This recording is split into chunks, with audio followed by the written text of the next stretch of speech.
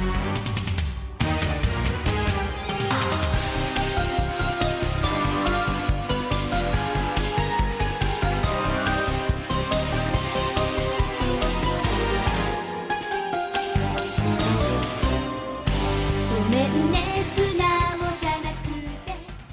to the Sailor Noob podcast, where a superfan and a noob talk about the original Sailor Moon episode by episode. I'm your host, Mikan Hana, joined by my co-host. I'm the co-host, Caliban, and the noob, and like sands through the hourglass, so are the episodes of Sailor Noob. That's right, and we're a couple of magical people ready to moon cosmic power make up this episode. Today we are talking about episode number 115, Chimoku no Kage, Awaki Hotaru bi no Yurameki in Japanese, Shadow of Silence, The Pale Glimmer of a Firefly, the English translation, and the English title, The Shadow of Silence. So we just took the very beginning of that, and we were like, good enough. Probably the best. Yeah, that's fine. So added a the. Semicolon. Not on this network. No. I don't think so. We're not doing that. You're on the wrong side of the pond for that. Kids don't have patience for that kind of thing. Yeah, kids hate semicolons. They totally hate semicolons. Yeah. They're like, I'm here picketing the semicolon because I don't think it should exist. Right. What about you? Bedtimes? I don't think so. Hell no. We won't go to bed. Now that's out of the way. Let's talk about the fact that we have a Patreon, and we've got a new patron. Oh, that Patreon. All right. You're getting in my way. I'm doing so good. I'm about to call people Patreons and a thing patrons. I don't want to do that. But I do want to call out our new patron, Sleepy. Oh, okay. Sleepy? SleiPy? Okay, I'm going to go with Sleepy, but I have no idea. It's so sleepy. So sleepy. Yeah. Our new outer senshi, thanks for joining the show and joining the good times that we have at Sailor Noob.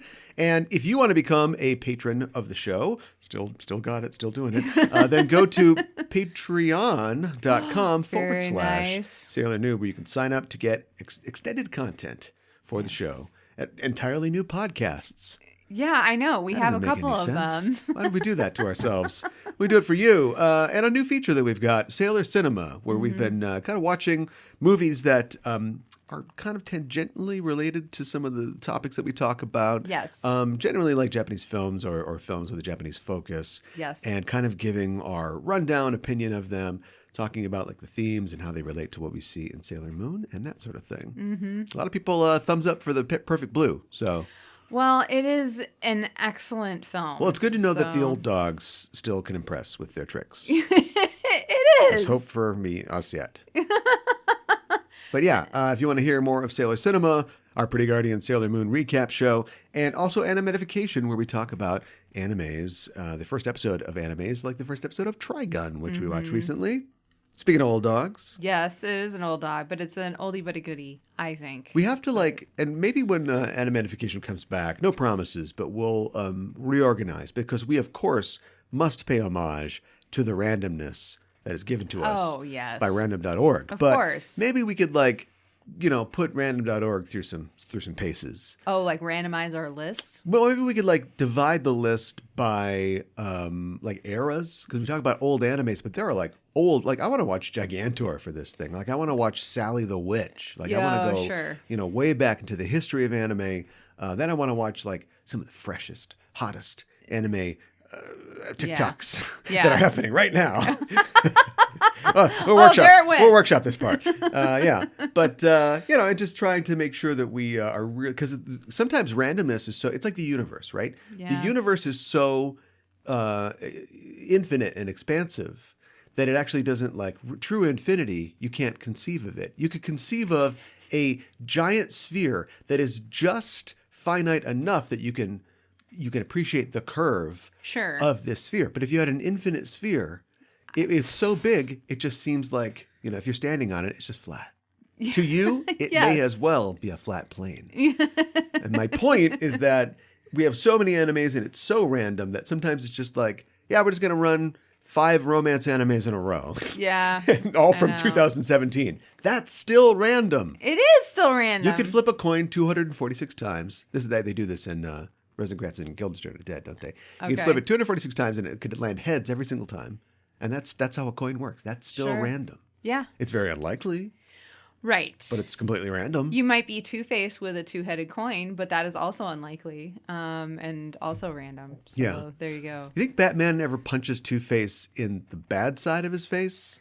I mean, Isn't that just like injury to insult? it is injury to insult because, like, Harvey, when you coming in. Oh, God, sorry. Look, I'll punch you on the other side. I mean, he's already, got scar tissue and everything. Yeah, the bad so side is just- on his left. And Yeah. Batman, I assume, he's ambidextrous. He's Batman. But Of he course probably he is. punches with his right hand, right? Probably. So he's going to be hitting that bad side. Yeah. But then every would you want to time. punch the good side? No, he wouldn't want him to punch the That's good. literally his good side. That's literally his good side. Not in the so, good yeah. part of my face. Yeah, exactly. Yeah, right. Exactly. I think you got it. Yeah. Batman's just like, I'll punch him in the stomach. So yeah, I don't want to deal with this. Join us for more talking like that on Patreon at patreon.com/Sailor Noob. Well, maybe you can punch us in our bad side of the face and or the good side of the face, or maybe the stomach, or This maybe is all bad.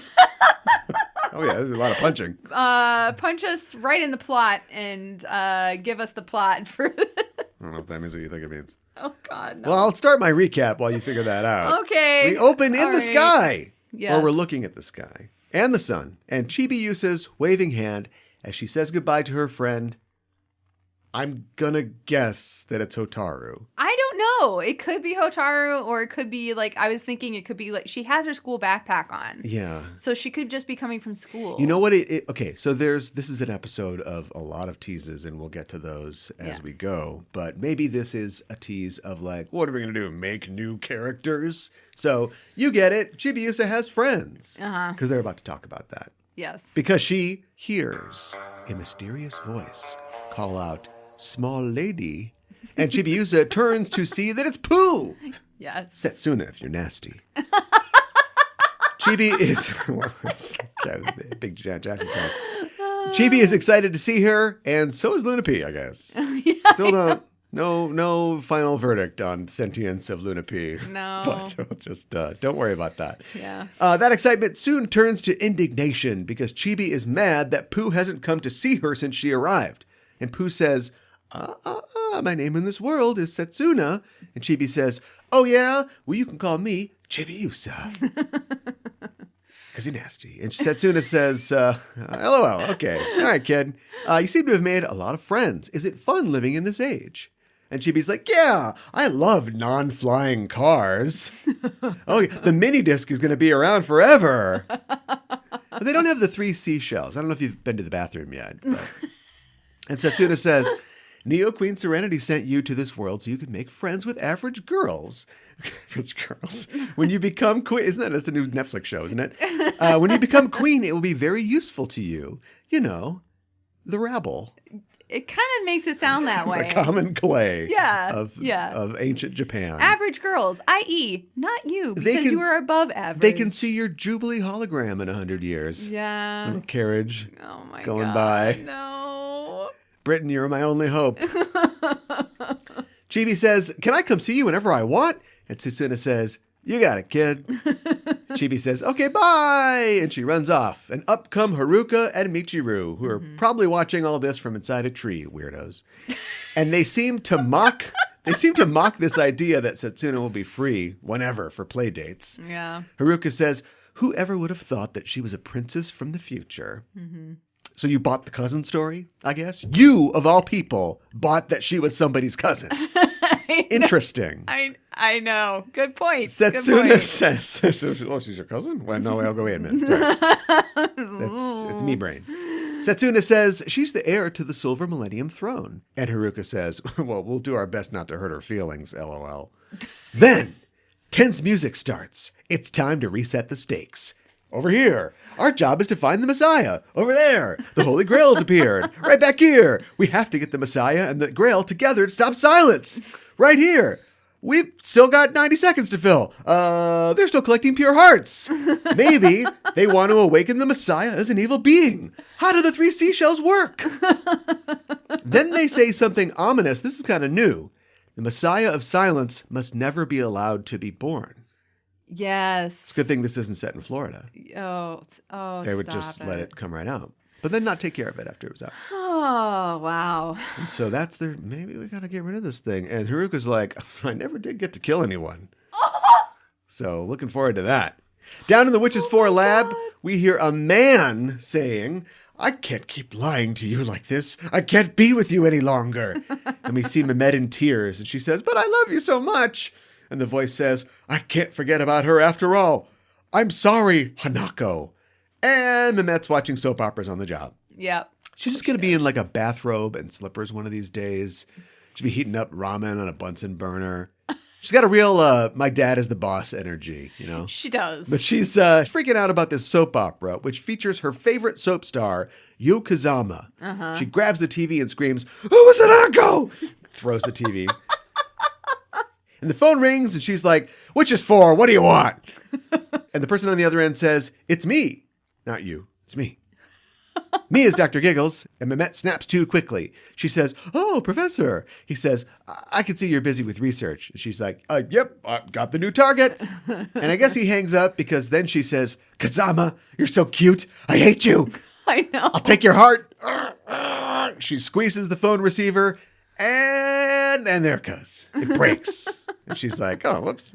Into Club Silencio we go, and the Messiah of Silence says, I want to make this world mine now. Yeah. I want to cleanse it with my own hands. She kind of sounds like Veruca Salt. And yeah. Dr. G says, no, we're doing Cocteau Twins. We're not doing Veruca Salt. Dr. G says, be patient. And the Messiah suddenly coughs or something. It looks like she's not doing well. Yes. We fade into a completely unrelated scene of Hotaru's bedroom where she is sacked out in her bed. She gets up. She says, oh, no. What happened? It's always like this after a bad seizure.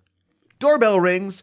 At the door is Chibi-Usa and Luna P. Chibi is standing on Luna P to reach the doorbell. And it's like, kid, just do like form of a stepladder or something. Yeah. What happened to Luna P turning into things? I'm going to stand on a ball. Yeah. And then it just rolls off. She lands on her butt. And from her butt, she sees that the door opens and it's Kaori. And Chibi says, is Hotaru home? But Kaori says, she's resting, sorry. And she shuts the door. And Chibi heads off, but inside, Hotaru is struggling to reach the door. When she runs into Kaori, she asks, who was that? And Kaori says, that's that little girl. I got rid of her. And I just want to say fast. Yeah. What's the living situation here? Kaori she's in what looks like slippers. Uh-huh. And it's hard to tell because she's never really fully dressed. But this looks kind of like negligee material. You know what I mean? Really? You think so? Well, I mean, like, honestly, her red dress probably wasn't much different, but it's like kind of short and it's like the dark purple and there's even more like side boobie than usual. So it seems like this is like her, lounge around. Like if she had like a sleep mask that she was like, whatever, she puts it back on and then grabs a bottle of wine and goes to bed. Like that is that what's going on here? Is it? It's a real casual look for being your boss's like factotum or assistant. It's very casual. You're not going to go to Ace Hardware in that. I guess I've always kind of thought that she lives with them. And because she's just always there. Mm-hmm. And Hotaru, at least in the manga, is very much like doesn't want her to be close to her dad. So I don't know if there's any even suggestion of a relationship going on there, or if Hotaru just doesn't want anybody even remotely taking her mom's place and as caregiver, and she sees somebody getting close to her dad. I don't know what it is. Real 80s sitcom vibe here. Yeah, don't we? yeah. This is some get Danny Pinatubo on the phone. We gotta do this. Yeah, I want to see this. Yeah. Right? Yeah. But wait, that's what? That's like the Odd Couple. It is the Odd Couple. Give me a break. I don't know. I just forgot all of my. Or no, what's Growing Pains? Oh, I don't remember how the theme song goes. Growing Pains is I wasn't allowed to watch Growing Pains. Why? Well, we've talked about it. Okay, but I could watch Family Ties, weirdly, and Family Ties was more destructive to my idea of Republicans and the right than anything. Even though Alex was clearly the star of that show. Oh, he was the star. But I just found myself drawn to his hippie parents. Because they were cool. And their dopey bullshit. I know. What would we do, baby, without us? Nope, that's Family Ties. Yeah, that is Family Ties. Yeah. Thank you for being a friend, Golden Girls. Yeah. Anyway. Everywhere you look. He's Full house. Yeah. Well, it is a full house. Well, it's not a full house. There's like 3 people. But if you count the witches, we got all the witches in there. Yeah. Mehmet is like Uncle Joey. Cut it out. Oh my God. No. Here's her catchphrase. Shut up. And the crowd goes wild. Well, anyway, Hotaru asks her, why did you do that? But Kaori Bone says, I think you're taking this a little far, no? Meaning her dalliance, her friendship with Chibi-Usa. She says, your father's a nice guy, so he plays along. But you, of all people, should know, you don't just go out and play. Hotaru doesn't say, but she thinks, shut up! And she runs off. And Kaori says, ooh, what a scary face. Laugh track. Yes. I like the new old Kaori. Uh-huh. We got so little time with her. We did. But the other one, I always kind of wondered, like, what was up with her. Because she'd always be like, yes, Professor. Oh, yes, okay. Like, she's always kind of blank. Yes. And she has those, like, glassy eyes. Yeah. But this one's a little more like, okay, kid, okay. Yeah. And I sass. like her thing about, like, well, we're gonna find out a little more about her in a second. But like, I like that she's like, you're not gonna be friends with this little girl. It's so bitchy, you know. It is. And it also here's a tangent for you. It reminds me of the movie Blade. Really. Deacon Frost, right? The bad guy in Blade is like, he's a cool punk rock vampire, you know, like a Jared Leto type, but a young Jared Leto type. Yes. And he doesn't, Udo Kier and all the vampire council, they're making deals with like these human crime bosses. They want to integrate themselves into the world, you know. They're not going to go full True Blood here, but they want a little more influence and power. Sure. And Deacon gets in trouble because he keeps messing things up and having blood parties and killing people. And they confront him and he's like, why are you making deals with these people? They're our food. Do you know what I mean? Like, he's like, you don't like, oh, well, you could have this half of the house ham sandwich. Yeah. And we should be eating these people. We should be ruling this world. Right. And so, he's not, he's the villain, but he has like an interesting perspective on it. And I like the idea that she's like, you're not going to be friends with this little cream puff, are you? Come on. What is this? What are you doing? We're the Addams family. We live in this weird house. Yeah. We don't have normal friends. We're weird. They get spooked and they run off at the end of every episode. Yeah. We're creepy and we're kooky. Yeah. Mysterious and spooky. Outside, Chibi's walking home and she thinks, me and Hotaru, where did we go wrong? It seems like just yesterday we were having tea in her weird house. It was yesterday. This one's for you. As she walks, Hotaru comes running up like, Chibi-Usa, I'm so glad I finally got to see you again. We pull out, they're like half a block from their house. I know. Chibi's like, are you okay? And Hotaru's like, yeah, sorry about before. Boy, Kaori's bitch, huh? You know how and she collapses to Chibi's shock. Yes. Just then, Ami and Usagi come walking up, and they run over, and Chibi says, you gotta help her. And Ami says, don't worry, my mom's hospital's nearby. Let's take her there. Uh-huh. Spoiler alert, we do not get to see Ami's mom. It makes me so mad. That's a tease too far, as far as I'm concerned. I agree with you. That's a mama tease. It is a mama tease. We got a friends tease and a mama tease. Yes. I don't like these teas. I don't like them either. They go to the hospital. We see Hotaru resting restively as Usagi and Chibi look on. Chibi blames herself. She thinks that this wouldn't have happened if she hadn't tried to see her. Mm-hmm. But Usagi says, that's not true. She considers you a good friend. Now it's your turn to stay by her side and comfort her. Mm-hmm. It's some good sister advice from Usagi. It is some good or sister advice. Mother advice. Yeah, right. Cousin advice. We zoom into Hotaru's dark dreams that never die, and we see a weird, sketchy flashback.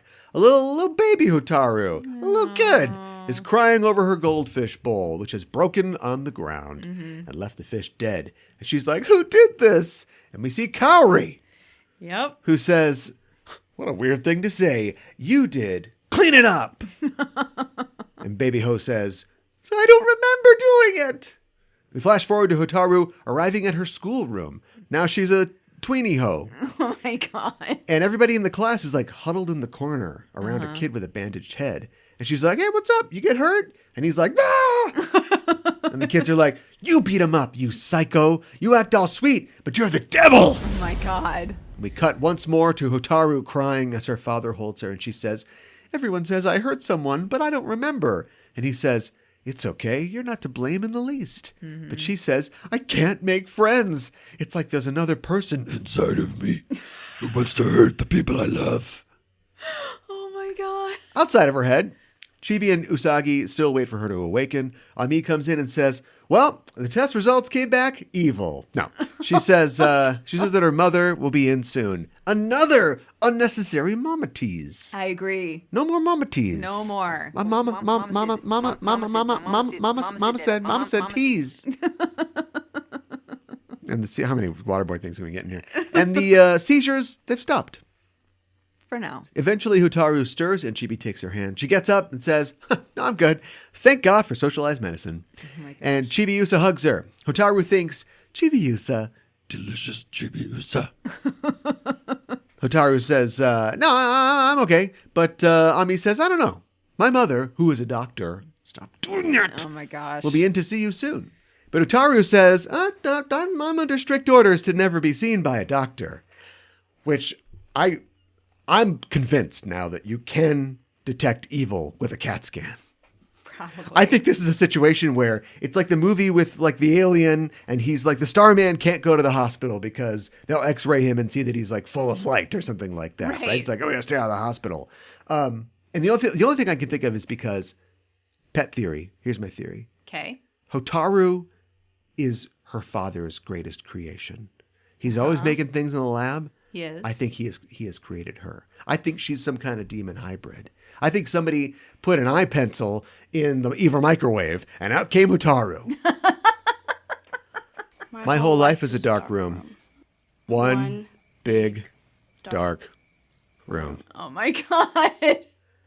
Hotaru's like, peace, I'm out of here. And Chibi's like, oh, well, I'll walk you home. And as she goes, Usagi says, hey, my mom makes great pancakes. Mama teasing in this. Come over sometime for breakfast. My treat. That's not how anything works.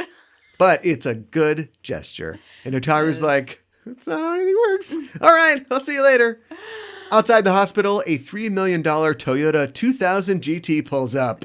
And behind the wheel, Sailor Moon's answer to James Bond, Tenno, Haruka Tenno. She says, get in, losers. We're surreptitiously scoping out Chibi's weird friend. I mean, you want a lift?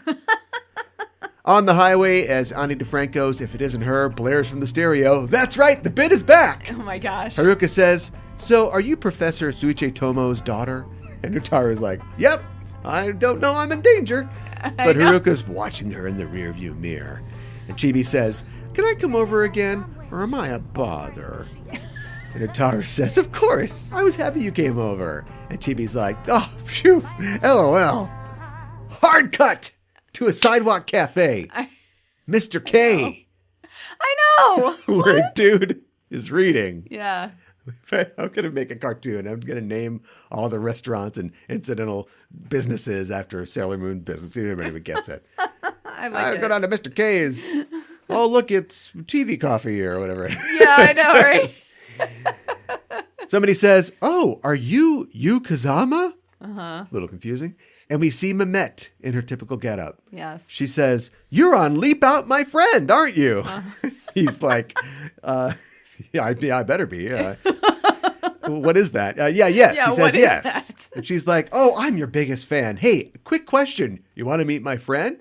And he says, Embassy Suites, room 117. No, actually. Oh, my God. He says, he actually doesn't have time to say anything because she's like, give me your autograph. And then she like pulls him away. Back in the GT, Haruka senses that the winds are restless and pulls over. Uh-huh. It's not code. And she says, I'm thirsty, BRB. Still not code. And she gets out of the car and she runs off into the park.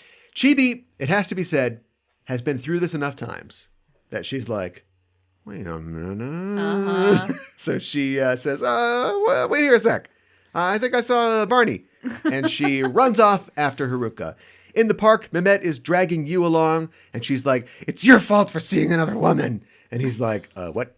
And she tears her clothes off to become an evil acrobat and says, you two-timer, demon, come forth. And out of a cloud of bird smoke comes Tomodachi, which, well, we'll talk about it. But she's like the personification of non-anime fans' conception of anime. Oh, I could see that. Oh, anime? Let me draw you a sketch. Great. We're going to use this for a monster in the show. Terrific. We're all going to jail just for watching this. Oh my gosh. She says, expand the world with a circle of friends. Yeah. And she grabs you by the shirt. Not you. But a world shaking comes flying at her and she dodges out of the way. Out steps Sailor Uranus, who says, you can't win a man's heart by force. I'm assuming. Is she like... It's a weird thing for her to say. It is a weird thing for her to say. I agree. Is she just like, I know from my experience, you can't win anybody's love by force. Like, why say specifically why you can't win a man's love by, It's How do you think confusing. she ended up this way? Terrible. Whoa. Cut that. Yeah. Watching from the bushes is Chibi. She learns well. Oh my God. Who uses Luna P to alert the other Senshi about the new demon, and she transforms herself into Sailor Chibi Moon, guardian in training. Mehmet says, be her friend too, Tomodachi. But Chibi says, that's enough. I am the pretty guardian trainee who fights for love and justice. Sailor Chibi Moon. In the name of the future moon, I'll punish you.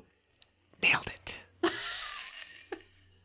Best part of the episode. Uranus is like, no, you fool. She's like, what?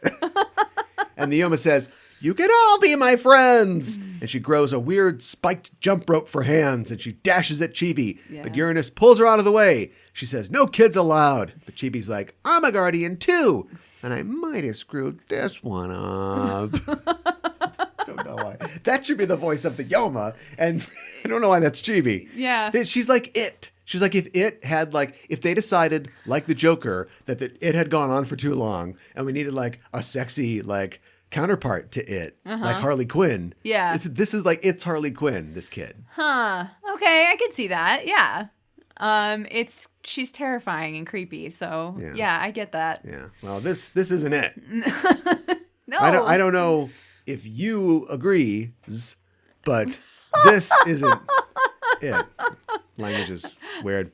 It is weird. Back in the GT, Hotaru is feeling weird, and back in the park, the demon is ready to finish Uranus and Chibi off, but up in a tree, it's a Sailor Senshi. Yeah. They learned their lesson. Yes, they did. Sailor Moon says, you people just can't stop going after pure hearts. In the name of the moon, we'll punish you. And Mehmet's like, oh, great. Take care of it. I'm out of here. And Tomodachi cries, I thought we'd all be friends. I quit.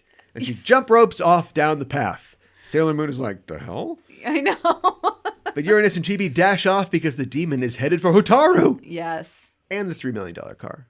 Nobody has any thought. Nobody spares a single thought for the $3 million car. Maybe Haruka did. Maybe. Don't throw up in this car. Yeah. Don't Hotaru. hit that car with the spike jump rope. Boot over the side. Oh my God. At the car, the demon comes screaming up as Hotaru crouches limply beside the car. But spooky time begins as her eyes begin to glow and a blast of energy stops the demon in her tracks. Just as quickly, the glow fades, just as Sailor Uranus arrives to be shocked by what's happening. The demon is still dazed as the Senshi arrive and Venus yells, now Sailor Moon!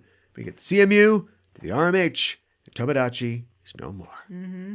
Chibi conveniently in her civilian guise once more. Did you notice that? Yeah, I did. Whoop, doop, doop. Oh, that doesn't work for me to be Sailor Chibi right now. Yep. Yeah. She checks on Hotaru, but Hotaru says, I don't think that we can be friends. I'm afraid I'll hurt you. I'm out of here. And she runs off.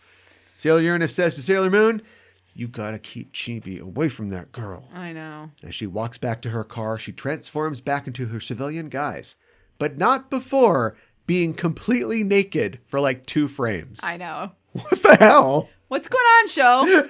What's going on? You feeling okay? Oh, you guys don't transform like this? Boop, boop. They're like, don't do that again. And don't face us when you do it. With this? Boop, boop. Just like, now I'm a Sailor Soldier. Boop, boop. No, I'm not. Now I'm wearing a suit.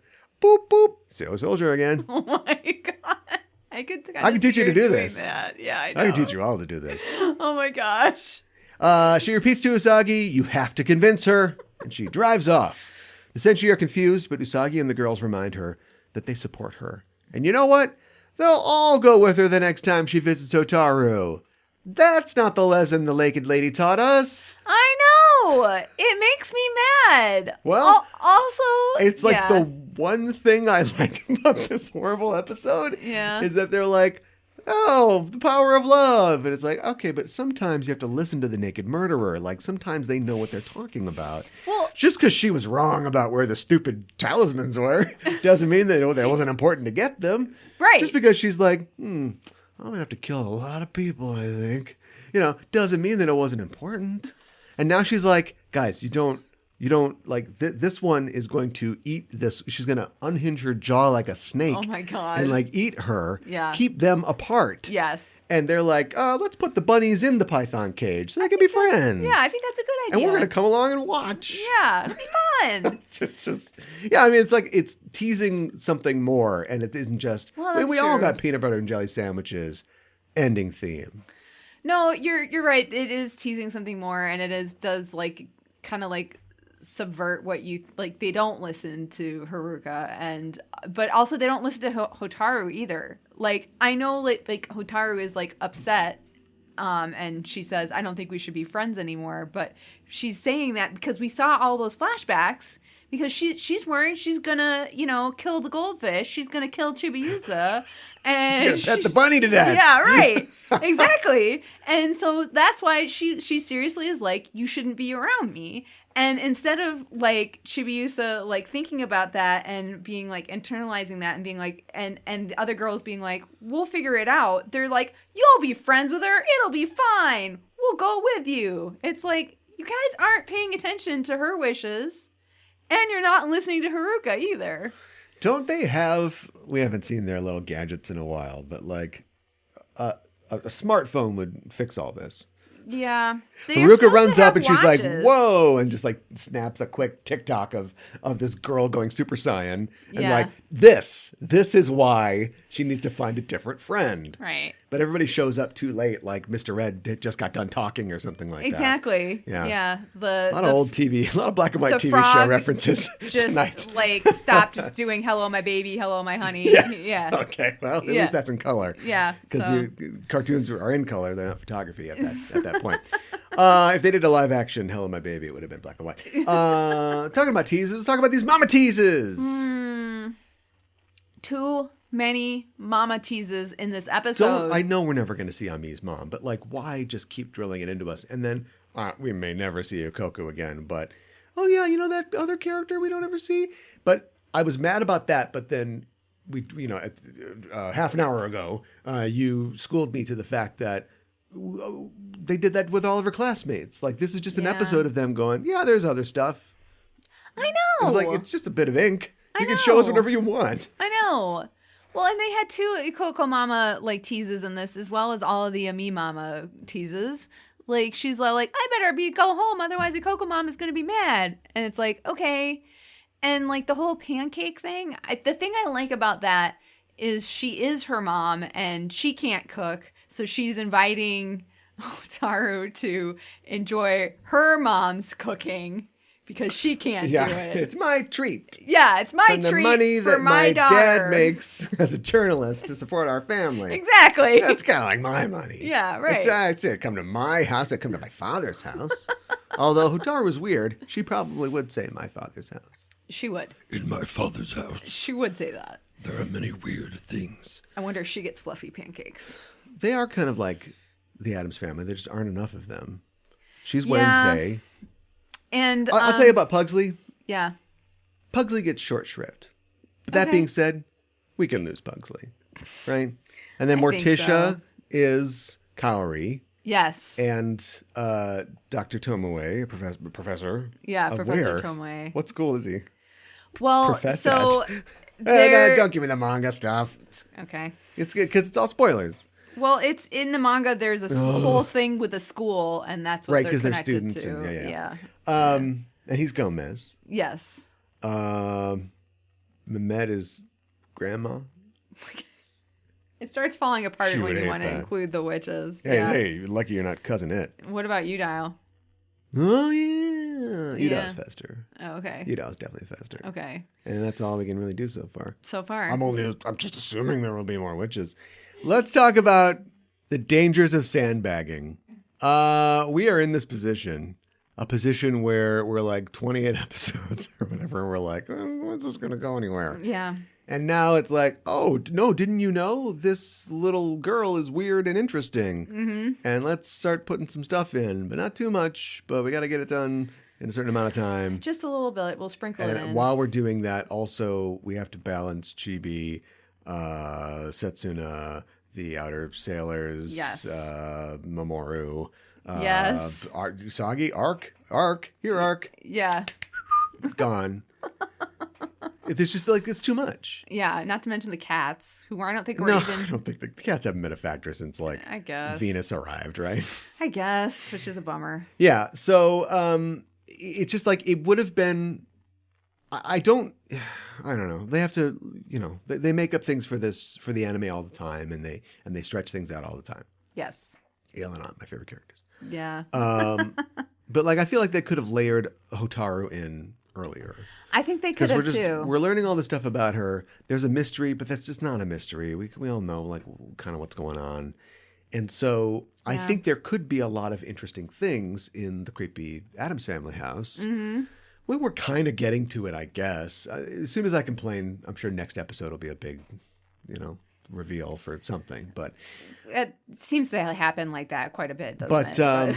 but yeah, but like I want to like these characters, but I find myself kind of exhausted over the entire lead up to this point, with Kaori Knight being the main bad guy, and they're looking for the hearts or whatever, and then going through all the U-Dial stuff, and then Yeah. I've got this story fatigue where it's like, now you want to introduce a new thing. I make fun of like Saphir for just showing up and having no personality, and then like getting it 2 seconds before he dies. Yeah. But he probably wouldn't have fit in anywhere when we're learning about four Akashi sisters, Right. and then Prince Demando and everybody else. Mm-hmm. And so it's fine for Hotaru, but now they want to like bring Kaori back and then do this, reveal that's not a reveal that Tomoe is Dr. Giggles or whatever. Right. And so I don't know. I don't have a real. It's I don't have a real direction to overstuffed. my complaint. It's just long form anime storytelling, but I feel like they've done it better and tighter with probably shorter.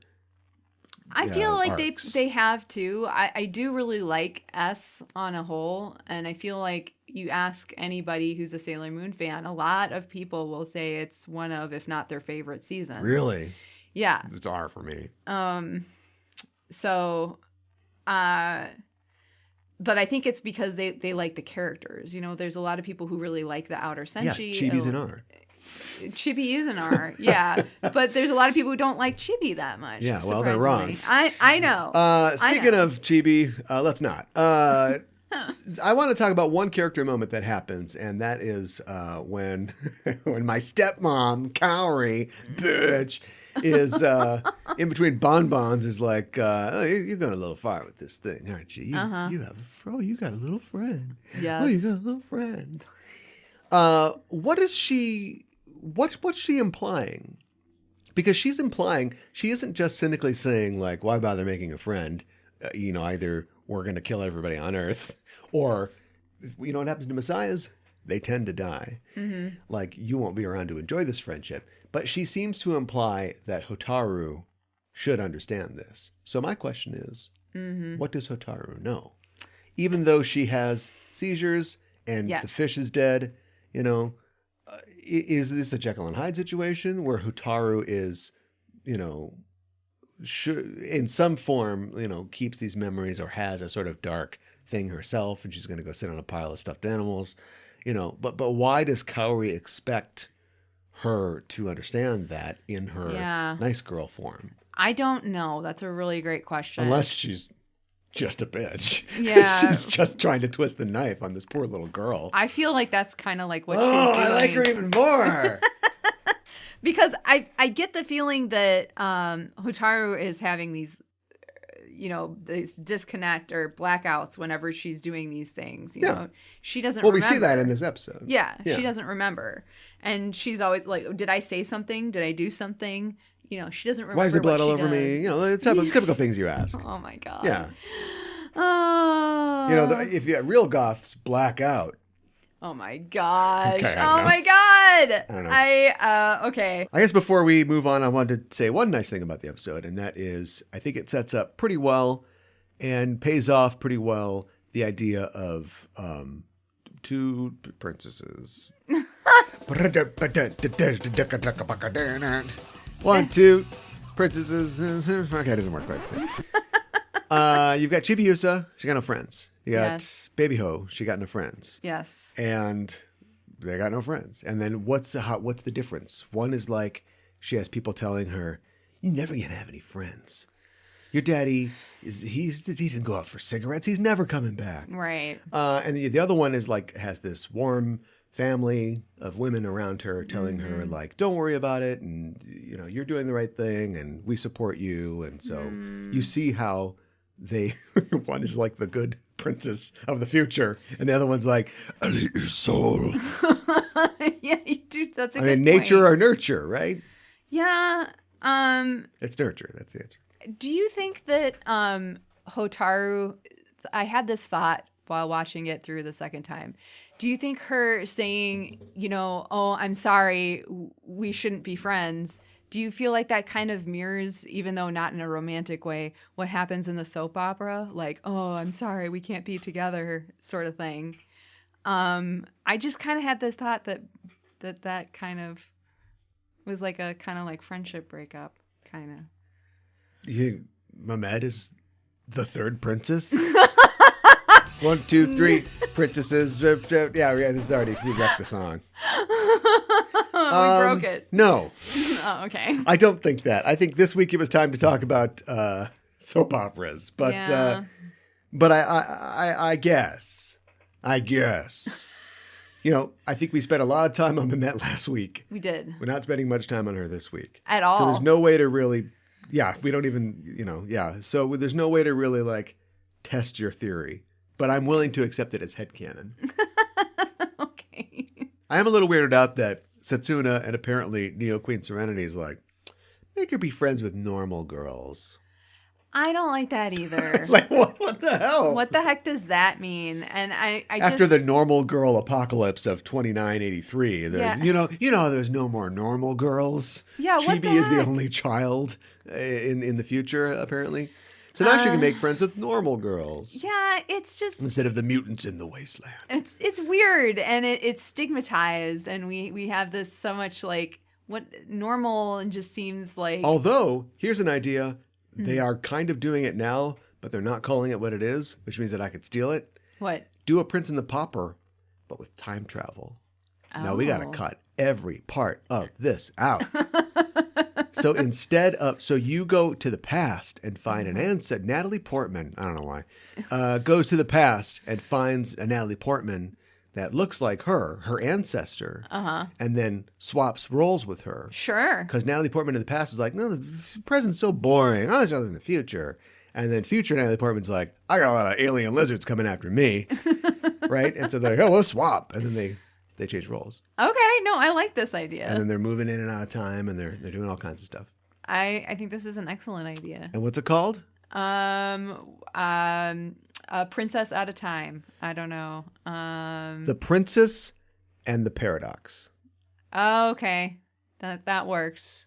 Did you notice that like Mehmet like breaks a phone and like nothing happens, and like when the professor like broke the phone, like Udile is like Yeah. that's coming out of your, and it like made Right. us really confused. Yeah, she killed the IT person.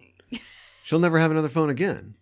Unless Unless she figures out how to use okay. unless she figures out how to use the internal store or ordering software. Right. Well, I feel like There's a room full of phones somewhere. She doesn't know where it is. I feel like every episode we should just focus in on a picture of Udile, except then it would get pretty old. But I don't know. I'd like to feel like her presence is there still somehow.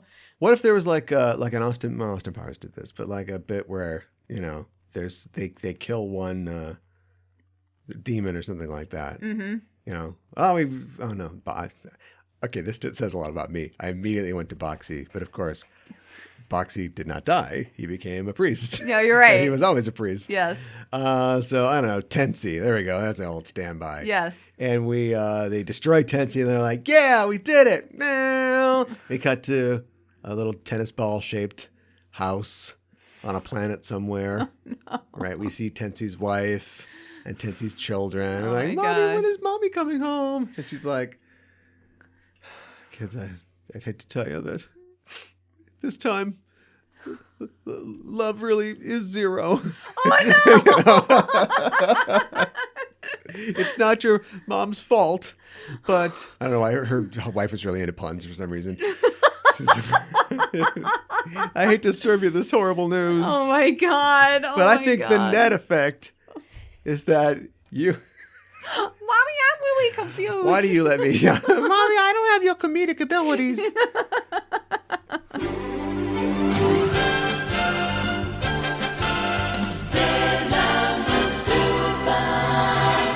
How would you describe Just Enough Trope? We are the Just Enough Trope podcast. I'm your host, Caliban, joined as always by my co-host. Hi, I'm Mikan Hana. Oh no, does this mean they can hear all the things I yell at the TV during Downton Abbey? Why did you do that? How do you plead? Let the game begin. Yeah, check these fresh moves. Oh! Don't shoot man in face. This isn't the Save Gotham fundraiser. It's the Chill Family Reunion. Master Yoda assigned a Padawan to this bold Jedi. I believe it's pronounced Padawan. Oh, Padawan, excuse me. Hey, it's getting late. I think Ralph's going to want his motorcycle back. Go jerk off the pictures of Dean Gray. I am freaking getting old. Yeah, I noticed the life clock was blinking in your hand. Get out of here, Wilson. Go fight the Teen Titans or something. I'm unkillable, not unwoundable. You like Sailor Moon, right? Why don't you sail on his Wow. Just Enough Trope. News, reviews, and geek fondue. Every Monday on the Just Enough Trope podcast network. Loving me never have a say. You so be sorry. What?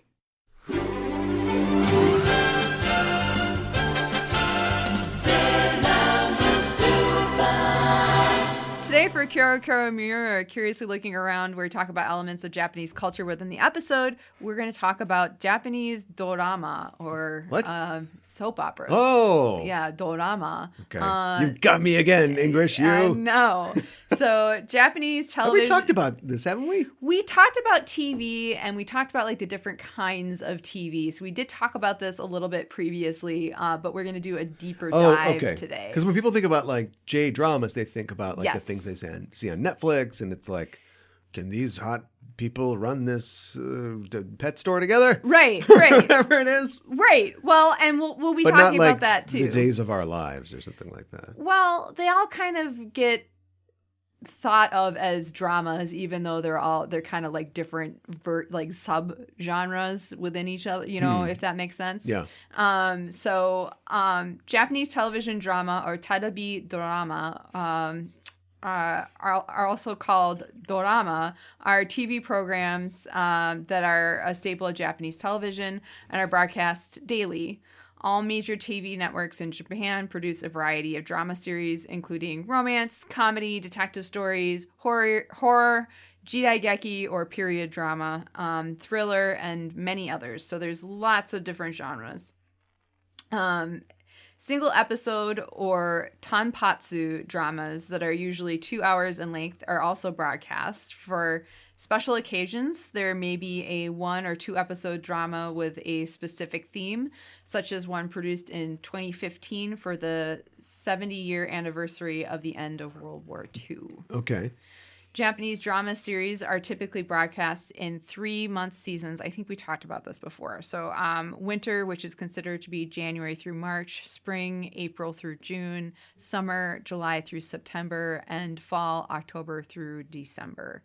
The majority, so they'll air for a season, and then there won't necessarily be any more. That's basically how American TV Yeah. used to work. Right. Because, you know, it was kind of fall and spring, but it, you know, with reruns and Sure. Off weeks. And then like the holidays, you wouldn't really want to run anything during the holidays unless... Yeah, because people are busy and they're not going to watch it. Well, So- yeah. Like your Christmas episode doesn't air on Christmas necessarily. No, usually it airs before that, but the majority of dramas are aired weekdays in the evenings around 9 p.m. through 11 p.m.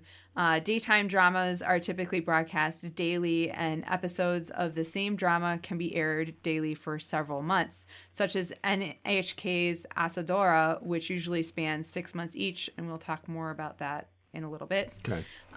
Evening dramas air weekly and are usually 10 to 14 hour long episodes. So because they air weekly, they'll air for like 10 to 14 weeks, if that makes sense. J-dramas tend to be serial with one story arc running throughout the episodes. Structurally, Japanese dramas can be compared to American or British miniseries. It's probably the closest thing that we have in the West that is most similar. I mean, at least structurally. Dramas are rarely canceled mid-season, but they typically don't continue into another season, even if they're extremely popular. Some really popular dramas do have specials that are aired after the final episode if a show is like hugely successful. And there are some genres such as jidaigeki, police procedurals, or family dramas that feature series that are episodic or that sometimes continue for years on end, with Mito Komon, Taiyo ni Hoero, or Wataru Seken wa Oni Bakari being famous examples. Mito Komon is a Japanese jidaigeki or period drama that was on primetime television from 1969 to 2011, making it the longest running jidaigeki in Japanese television Suck history. it, Simpsons. Yeah, it ran for a really long time. It's so you don't. The show was on for so long. Yeah. Is it set in the same year in the past? Do you know what I'm Yeah, saying? I know. You would move out of. Think of all the fashions they went through in the real world while that show was on. Yeah, that's true. Do you start in like 1582 and then you go into like, oh, it's 1639 now. Right. We don't wear those kind of sandals anymore. Question. Or is it like every episode is a single day? I was wondering about that too because, it's not that it's hard to know more about the past. We basically knew the same thing we knew about the past in our recent past, right? Yes. But like they didn't care in the 50s. So you make the Rifleman's actually a pretty good show. I don't know, a Gunsmoke or something, and a guy's got like a paisley shirt because it was a girl boy. It's right. Like, I wouldn't wear that. But like now, thanks to like, modern movies and Unforgiven and 310 to Yuma, it's like, no, this is what it was like. This right. is, what he'd be wearing these kind of denims or whatever. And I wonder if they had that there too. Like back then, it's just like, oh, it just looks good on a black and white 50s camera. This big kimono he's got on. But then, like in 2011, they're like, this is HD, and people are going to complain that it's not the right kind of weave that they would have made out of silk back in the Jedi Geki era. Yeah, I know. I think you're absolutely right. And I can imagine people getting more finicky about it, like as the camera work got better and the camera quality got better. A characteristic of Japanese drama that differentiates it is that each episode is usually shot only a few, typically 2 to 3 weeks before it is aired. And many fans have even been able to visit their idols while shooting scenes as the show is airing, because they know where they're shooting, basically. Most people associate today's Japanese dramas with the modern style of screenwriting, which has coined the term trendy dramas. The ultimate inspirations for many Japanese dramas are the films The Big Chill, which came out in 1983, and St. Elmo's Fire, which came out in 1985. Cal, do you want to talk about what these films have in common? Hold on. Let's open up the box. Come on. Give him a Werther's original. Come on out. Come on out. Everyone sit down. He's going to explain what the style was at the time. Yeah. The Brat Pack. Yeah. Yeah. That is basically essentially what it is. Rob Lowe. Yes. Emilio Estevez. Yes. Other people who are kind of lost to history. Although Kevin Kline was in St. Elmo's Fire, right? He was in The Big Chill. Oh, The Big Chill. That's right. Yeah. Yeah, I don't know. It's just like, I mean, relationship dramas are so popular today, but there was a real thing. You can see it. Here's where you can see it. Because, like, I mean, technically, like, the book It, come up twice. Yes. Is about, like, has scenes of, like, Patrick. just dickheads, adult dickheads, like, hanging around with each other. Yeah. But the 1985 miniseries made a real meal out of the big chill elements of it, where they're all like, they're riding bikes and they're eating Chinese food. It's all right. And they're like, it just like was really important to do that. And so for some reason, everybody went crazy in the 1980s, and it's just a bunch of like good looking people in like pink Oxford shirts, you know, with an extra button undone. We're going to like hang out in the kitchen and drink beer and just talk about stuff. Yeah. And a couple of them are going to bang. And yeah. Yeah, that's what it is. You're telling me TV in Japan's like that all the time? Well, it got I want to hear the Japanese karaoke version of It's All Right. Yeah, right. Have a good time. Yeah.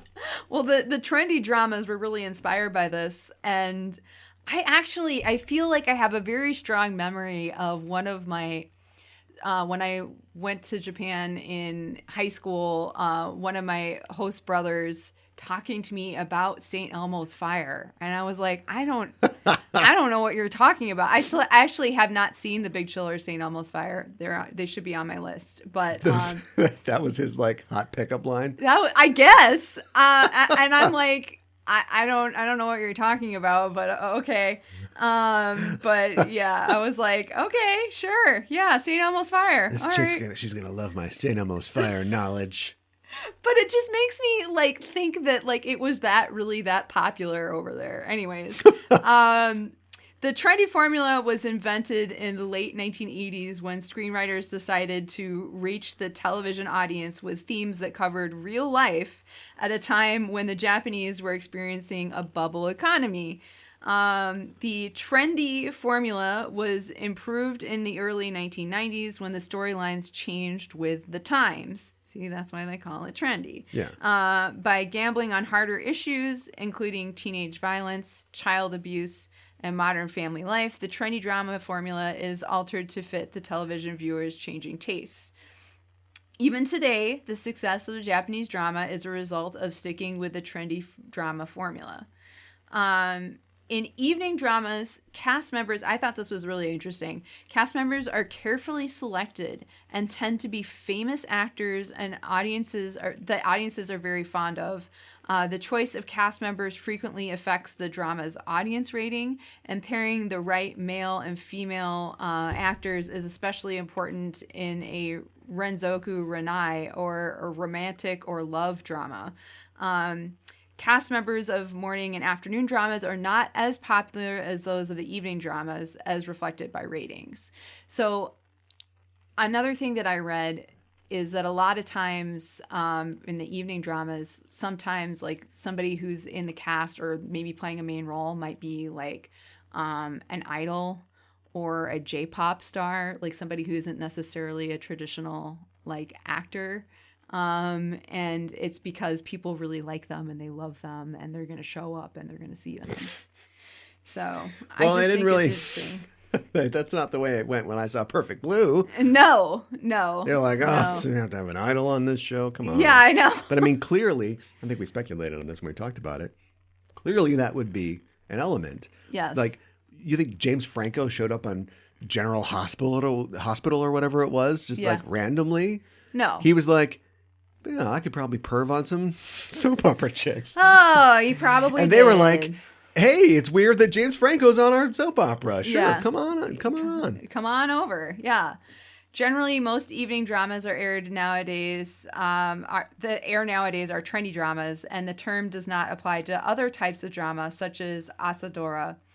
Renzoku Terebi Shosetsu, or serial TV novel, colloquially known as asadora or morning drama, is a serialized 15-minute per episode Japanese drama TV series broadcast in the mornings by Japanese public broadcaster NHK. The first such series aired in 1961 with the black and white A Daughter and Me, Musume to Watashi, starring Takeshi Kitazawa, which aired in Japan Monday through Friday mornings. It was also the only of such series to be aired for 20 minutes per episode. Now they're all 15 minutes. Huh. Due to the practice of wiping, commonly in practice around the world in the 1960s and 1970s, not all episodes of the pre-1980 Asadora series survive, as the 2-inch quad videotapes were often wiped and reused.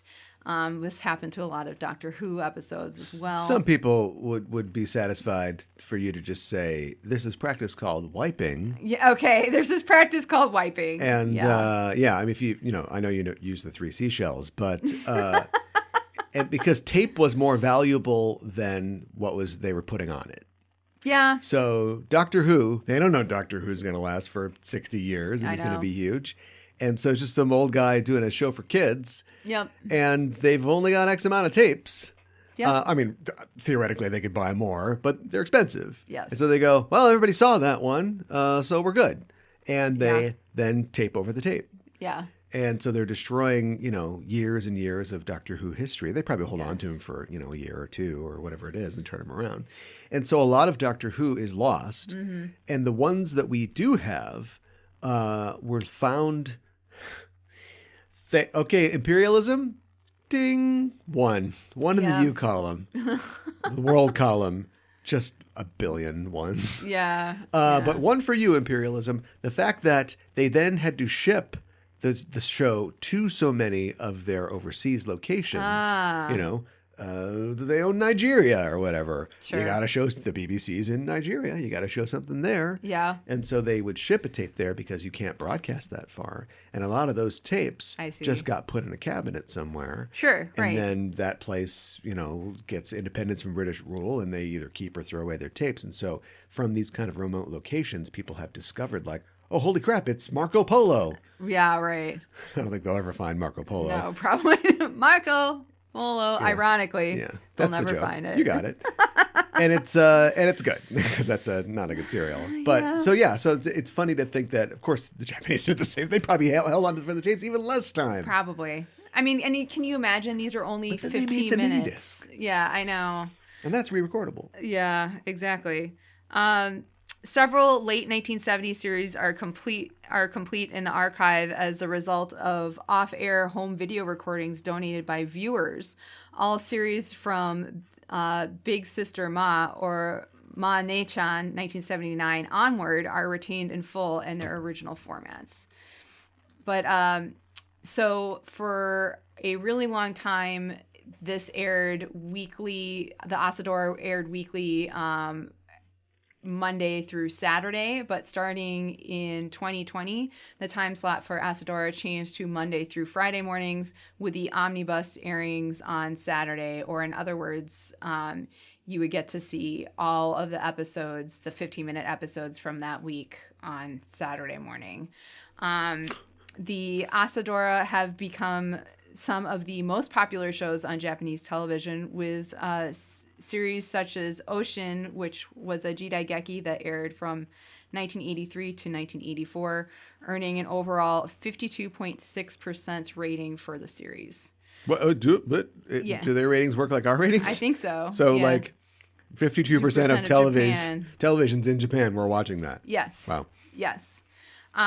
Virtually all of the storylines center on the life of a female heroine who faces challenges while working to achieve her dreams. The heroine is chosen by NHK through an audition that involves interviews with several thousand applicants. And the winning actress not only stars in an Asadora, but also becomes a spokeswoman for NHK, and is usually involved in NHK-sponsored events, including the annual Kohaku Uta Gassen, or the New Year's Eve event. So it's a really big deal. The current series is Chumo Don Don, and it's about a young woman who wants to become a chef. And I think originally it's she's interested in Western food, but she's from Okinawa, and there's some family stuff too. And then she comes around and she's like, no, I want to be an Okinawan chef. And it's okay, all right, I see what you're doing there. Mm-hmm. Hirodora, or noon dramas, which are basically the most equivalent to Western soap operas. Hirodora are aimed towards housewives who are at home while the kids and their significant other are out for the day. In order to appeal to housewives, Hirodora tend to have a lot of intense romance and drama. But unlike Western soap operas, they can also be romantic comedies or focus on family. There is a subgenre of Japanese drama fans that are also huge fans of the drama's original soundtrack. Most TV networks work with music companies to produce original soundtracks, and most opening and closing theme music is written especially for the drama series. And closing themes are often sung by a popular J-pop singer or band. Okay. NHK produces its own theme music and is one of the only Japanese television networks that has its own orchestra. Most of the theme music heard in their Taiga and Asadora dramas were written and produced in-house. Taiga drama, or Big River drama, is the name NHK gives to the annual year-long historical drama TV series it broadcasts, beginning in 1963 with the black and white Hana no Shogai, starring kabuki actor Onoe Shoroku II. The network regularly hires different writers, directors, and other creative staff for each Taiga drama. The 45-minute show airs on NHK General TV Network every Sunday at 8 p.m. with rebroadcasts on Saturdays at 1:05 p.m. It's very specific times. Taiga dramas are very costly to produce. The usual procedure of a Taiga drama production would have 1/3 of the total number of scripts finished before shooting begins. Afterwards, audience reception is taken into account as the rest of the series is written. Many times the dramas are adapted from a novel. For example, Furuzen Kazan is based on the samurai banner of Furin Kazan. Though Taiga dramas have been regarded by Japanese viewers as the most prestigious among drama in Japan, viewership ratings have considerably declined in recent years. And I want to also mention that this is different from Jidaigeki, even though maybe somebody would consider it Jidaigeki, because I guess maybe it's specifically NHK, and I kind of feel like Jidaigeki tries to be really entertaining, where I get this that this seems more historical. We're comfortable that this is boring. Yeah. I don't know. That's just kind of like, that's kind of the flavor I get from it. But like Jidaigeki have like the, you know, do you know that the Shinsengumi? Well, if you hum a few bars, I can... Yeah, the Shinsengumi is the police force. Yeah. But they were, you know, really interesting figures, to say the least. Translation, a cab. Oh my God. Remember the show Year of the Rabbit? I don't know with that Matt I do. Berry. Oh, yeah. He's an old-timey copper from Victorian Yes, I England. love it. Yes. Yeah. So we get that because we're also white, I guess. But like they do all kinds of stuff. There must be like a comedic Shinsengumi show. Yeah. Where the guy's like an old-timey cop and he's like, we got to get these bandits out of here. But it's like, oh, they're never going to catch me. Oh. No, I think so. Absolutely. All right, well, I want to watch that. I want to watch that too. That sounds amazing. So, yeah. I mean, you flip around the channels on Japanese TV, you're going to find a drama, and hopefully it's going to be one that you find interesting.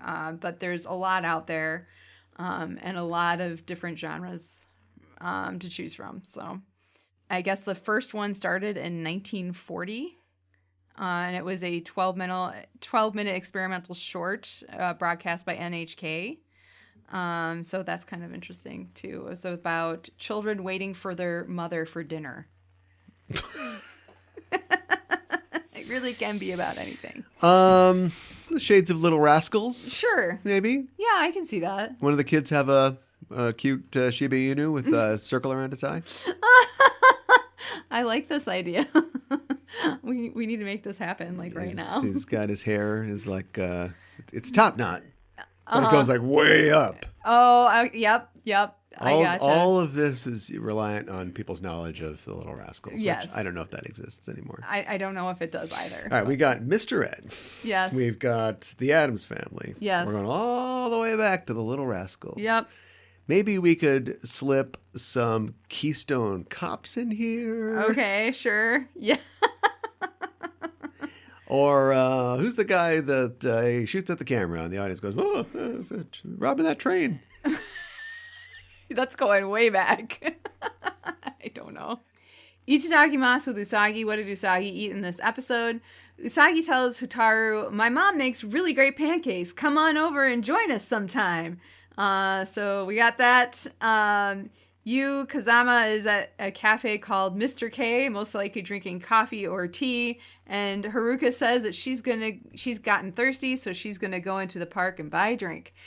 Villain Gauge, where we rate a baddie 1 to 5 dark stars, 5 being the most wicked. The daemon in this episode is named Tomodachi. And her name is based on the term Tomodachi, which means friend. How does that relate to Tamagotchi? Yeah, I know. Tamagotchi, Egg. means egg, and gachi is is like dachi. So like Tomodachi, it's like egg friend. That's kind of what it's supposed to mean.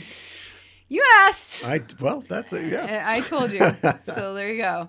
I kind of wish that I guess I'm skipping ahead a little bit, but I kind of wish that she had been Tamagotchi because I feel Too early.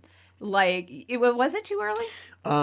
Maybe a little bit. The original Japanese Tamagotchis might have been around at that time. I remember I went out hunting for a Tamagotchi in 1996, I think. Okay. I looked at every Toys R Us until I found one.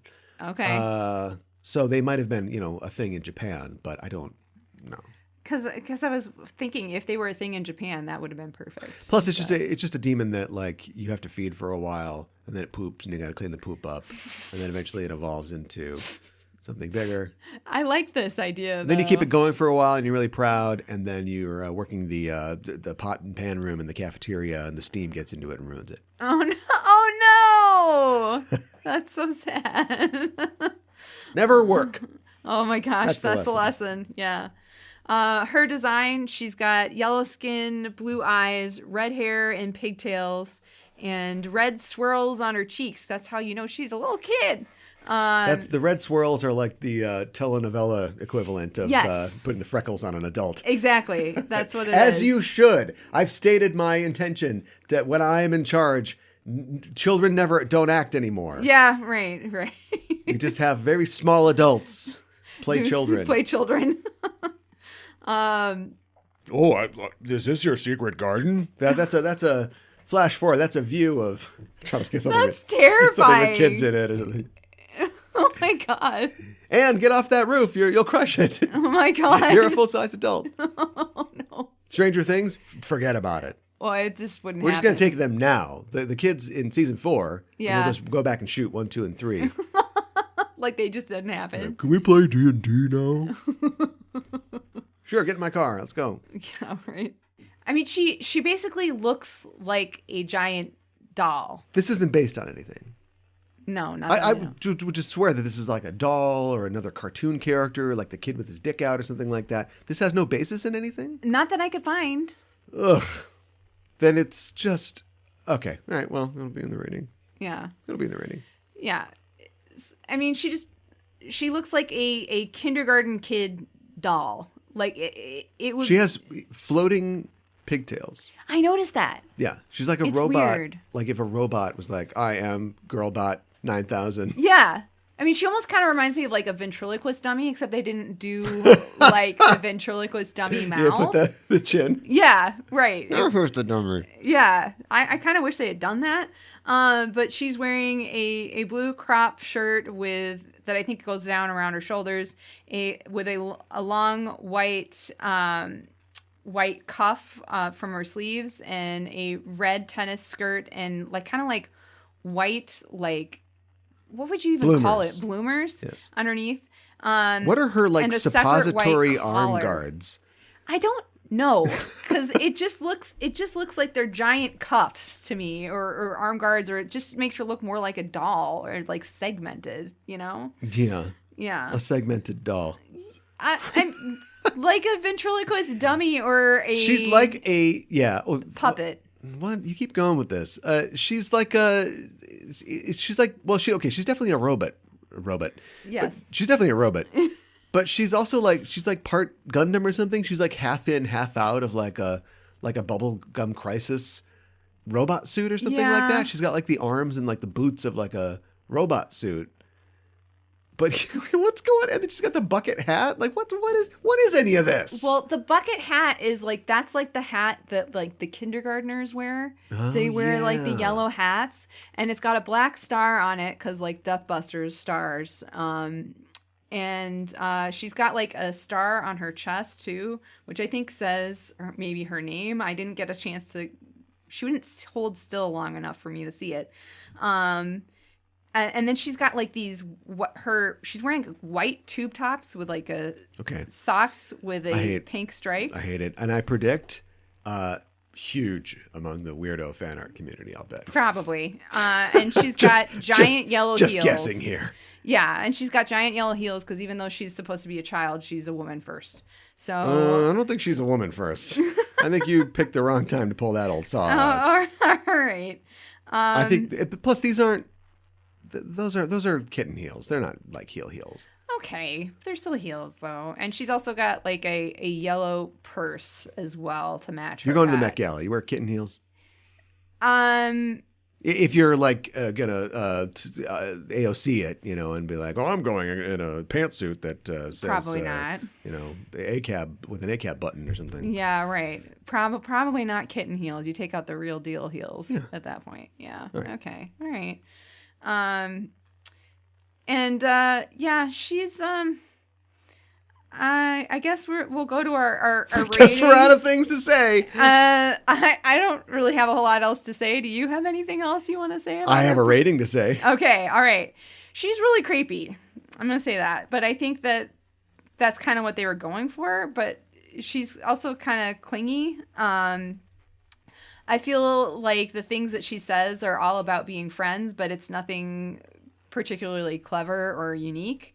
Wanting to be friends forever sounds very possessive and cloying, but I feel like they could have gone farther. Friends with a bit. in death or something like that. Yeah, something. Just go with it, and you'll never get old because you'll be dead. Yeah, exactly. And like a Peter Pan type situation, Like, you'll be a child forever. Okay, let me spice this up by doing some X-Men references. There's an X-Men villain called Nanny, and Nanny is an egg-shaped robot. Oh my God. Who terrifying. Who wants to help the X-Men by keeping them safe forever. Oh God. She turns them into kids. They become little kids. Great. Yeah. So this happens to Storm, and she stays a kid for like 6 years in the comics. Oh my God. Yeah, she's just like a little kid running around. I bet Storm fans freaking love that. Speaking of the weirdos. But yeah, and so that's like her thing, and it's probably I'm sure it's like a commentary, like, all right, Chris Claremont, your Nanny State commentaries. Probably. That's probably a soft libertarian, right? I don't want to talk about it. I like him too much. Mimette says, "Ooh, Tomodachi, make her your friend too." So, like, in other words, attack Uranus too. But then she just leaves and doesn't even fight the Senshi because she doesn't want to be friends with them. Yeah. So she doesn't want to attack them? ? Yeah. And they introduce the concept, and then they don't stick with it. So, I'm sorry. 1 out of 5 dark stars. Whoa. Very low. I didn't think you'd go that far. Yeah, well. And just all of it, it just not, it doesn't hang together. I gave it a 3. I'm going 1, 2. Wow, okay. Yeah, I think this might be the worst villain that we've ever rated, according to our ratings. There's got to be another double one out there somewhere. But that's for the wiki to know. Yeah. 1 for all the same reasons. Floating robot pigtails can't save this thing. Unfortunately. It's like there's like a proto Wendy vibe to it. like I don't know if this character is in Crystal, but like I can see them like trying to make it like the Wendy from Wendy's or something. Trying to do something with it, you know. Okay. Yeah, is there a concept there? Ooh, Pippi Longstocking in Japan. Pippi Longstocking is so huge. She's everywhere. I'm sure she must is be in everywhere. Japan. I would not be surprised if she's in Japan, but Same I company have that makes Superbook. no idea. Like a Pippi Longstocking anime where Pippi foils plans and hangs out with her monkey, but then she also, gets pirates saved to Jesus or something like that. I don't want to talk about this anymore. A 1. Farewell, my lovely. She's crying. The heart hits her, and she says, "Love, lovely," crossing her arms, and she turns into the script. Fiery drama of hot young passion. Leap out, my friend. And this is the script that you was reading, the same one before his J drama, but the connection wasn't really there. No. So I'm sorry. How this did she is get also a 1. Can you get the script from, like, if you're a fan, can you get a script from the show or something? There was like a signed script, she saw him at a con or something. Any of this would be great information. Yeah, it'd be all very interesting, wouldn't it? Yes. I'll give her a 2, and here's why. Okay. It's not her fault.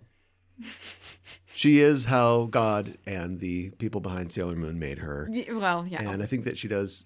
The best part of her FML is her crossing her arms. I don't know why she does it. Yeah, I know. But it made me think that, there could be something fun, like, because she's got a jump rope, right? Yes. Her weapon's a jump rope. Yes. So you could like I'm going to give you double Dutch death or something like that.